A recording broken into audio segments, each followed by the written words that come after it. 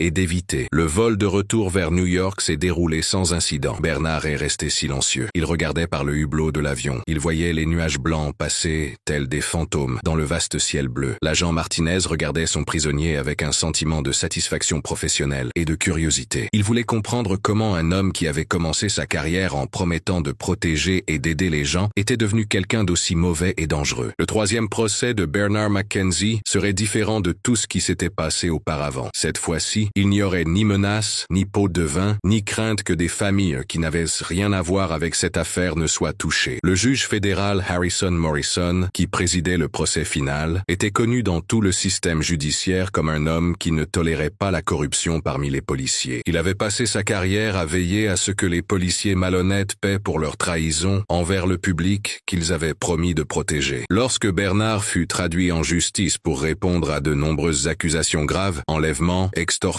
complot, entrave à la justice, terrorisme intérieur et plus d'une douzaine d'autres qui auraient pu le maintenir en prison pendant très longtemps, il a compris qu'il était temps d'assumer les conséquences de toutes les vies qu'il avait détruites, de toutes les familles qu'il avait terrorisées et de toutes les injustices qu'il avait commises au cours de sa vie criminelle dissimulée, sous l'apparence d'un travail pour le compte du public. Le moment où les portes de la prison se sont ouvertes pour libérer Delphine Johnson, après 6 mois d'emprisonnement injuste, a été comme voir un oiseau renaître de ses cendres. Elle est devenue plus forte et plus déterminée qu'avant de traverser ces moments difficiles. La lumière du soleil matinal qui a caressé son visage lorsqu'elle a fait ses premiers pas en tant que femme libre n'était pas seulement de la lumière. C'était le signe évident d'un nouveau départ dans sa vie. Elle commençait une vie consacrée non seulement à se reconstruire, mais aussi à changer un système qui avait failli la détruire. Désormais, elle voulait protéger ceux qui subissaient des injustices similaires. Delphine marchait avec la posture droite et digne qu'elle avait toujours eue pendant son combat. Mais il y avait quelque chose de différent dans ses yeux. Il reflétait une force née de la souffrance. C'était le regard d'une femme qui avait trouvé sa véritable voie à travers la douleur. Le nombre impressionnant de journalistes qui attendaient devant la prison était impressionnant. On aurait dit une petite ville avec de nombreuses caméras de télévision, des micros et des journalistes qui posaient tous des questions en même temps. Tout cela était le résultat de leur curiosité et de leur volonté d'obtenir des informations sensationnelles. Mais Delphine n'a montré aucun signe de peur ou de malaise face à toute cette attention médiatique. Elle s'est placée devant les caméras avec l'assurance de quelqu'un qui a trouvé sa propre voie et qui veut l'utiliser. « J'ai toujours cru en la justice », a-t-elle déclaré d'une voix claire et forte. Sa voix a transpercé le bruit de la foule comme un couteau. Aujourd'hui, la justice a montré que même si cela prend du temps et que c'est difficile, elle finit toujours par l'emporter lorsque des personnes courageuses refusent d'accepter l'injustice comme quelque chose de normal. Le jugement final de Bernard McKenzie a montré de manière incroyable